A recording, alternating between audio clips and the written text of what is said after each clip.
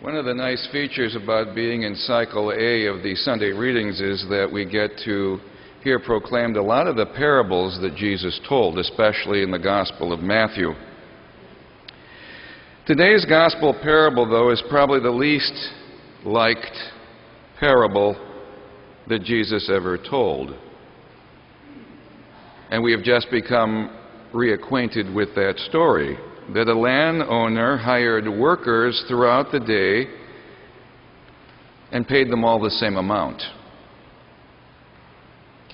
Our sense of justice can be offended by this. We wouldn't want this to happen to us unless we were the ones who were hired at 5 p.m.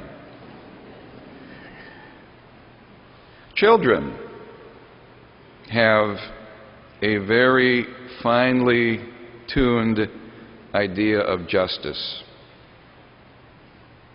As a child, my friends and I carefully measured out the Kool-Aid so that in each glass there was exactly the same amount and nobody had more than the other. Parents know that all children are to be loved equally. That's the right answer to the question when one of your children says, "Which one of us do you love best?" But parents also know that sometimes one of their children needs more help, needs more time, needs more attention. Hopefully, as the children grow older and look back upon their childhood from the perspective of their parents, they can begin to understand why their parents acted as they did.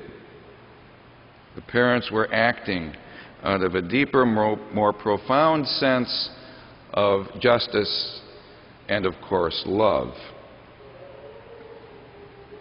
When we think about God and we think about our lives, we can wonder about God's sense of justice. In the Psalms, we hear so many human emotions.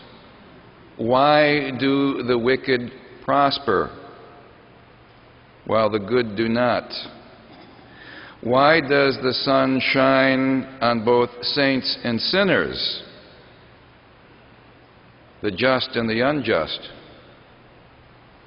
Why does God allow the weeds and the wheat to grow up side by side without intervening? We can view God out of a sense of justice that is like a child's, or like the workers who were hired at 6 a.m. in the morning and bore the day's heat. But as in every parable, God is trying to tell us something important. And the thing to remember is to recall what kind of workers these people were. They were day laborers. They had no steady source of income. They depended upon showing up in that marketplace in the village square and being called for whatever work was available. They waited, they watched, they hoped. They were entirely dependent upon somebody coming up to them and calling them, somebody choosing them. My brothers and sisters, God has called us, He has approached us, He has chosen us. And the truth is, really, we are like those day laborers waiting in the village square. We are totally dependent upon God every day of our lives. Every moment, God keeps us in existence. He gives us movement. He gives us life. He gives us breath. And so we have no claims upon God as to how He should act. A God that we could understand would be less than we are ourselves. And so we have no claims upon God and His blessings, His generosity, and His gifts. But we also know that part of the revelation that Jesus came to bring is that God is love. And so God does bless us. God is generous toward us. God does give us gifts. This parable enables us to view our lives from God's point of view rather than our own. And what do we find? We find the truth is emphasized in our first reading from the book of the prophet Isaiah, where we hear proclaimed, "For my thoughts are not your thoughts, nor are your ways my ways, says the Lord. As high as the heavens are above the earth, so high are my ways above your ways, and my thoughts above your thoughts." Children may complain about their parents' decisions and actions, but they don't see what their parents see. They cannot grasp the larger picture. God is a parent to us. We are His beloved sons and daughters in faith, and in us He is delighted. He is well pleased. His favor rests on us. We, His children, may find God's action incomprehensible or unfair. But could it not be that God is acting out of a higher kind of justice or divine wisdom or understanding of love? The important thing for us is to respond to the landowner's invitation, whether early in the day or near its end. To acknowledge our dependence upon God and to respond by going out into the vineyard and working for God's kingdom.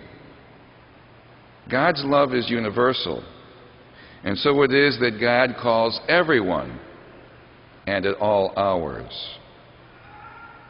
He says, "You too go to the vineyard, and I will give you what is just." Let us trust in God's divine sense of justice.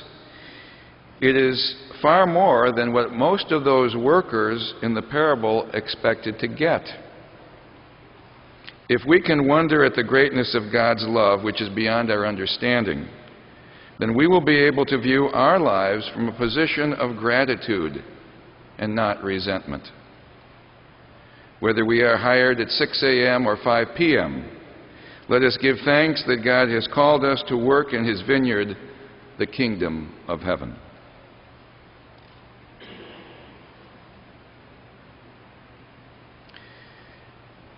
As you know, today is not only the 25th Sunday Ordinary Time, it's also our opportunity throughout the diocese to celebrate special wedding anniversaries. And that is why we have so many special people here today. They are here because of their faith in God, which has remained firm over the years and has grown even stronger. Wedding anniversaries are not the result of luck or the right chemistry or the wonders of romantic love. Wedding anniversaries are the result of hard work. Love indeed is a wonderful emotion, but what holds husband and wife together is love understood as commitment.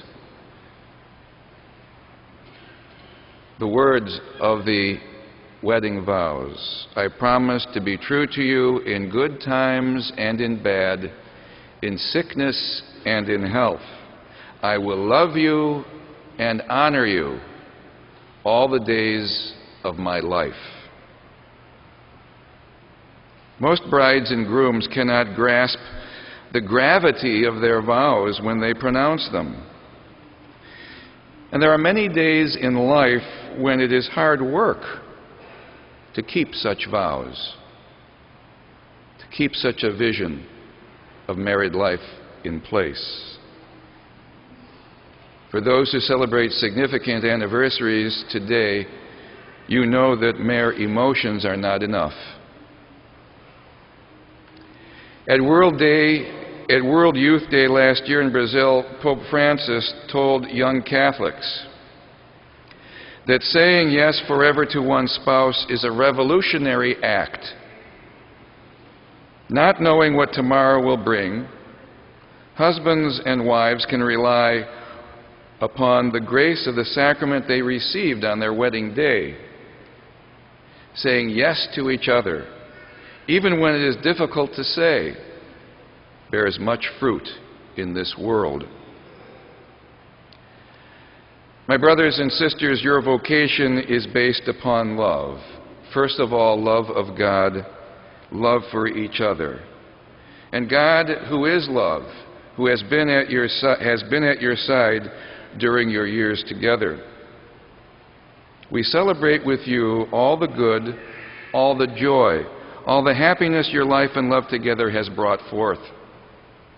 And we salute you for your fidelity and courage when challenges have arisen in your lives together.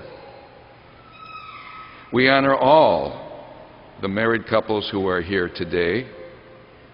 You are powerful witnesses to the Creator's wisdom in making us male and female and in giving us the vocation of marriage. May God bless you with growing love and mutual respect and health, happiness, and peace in the days ahead.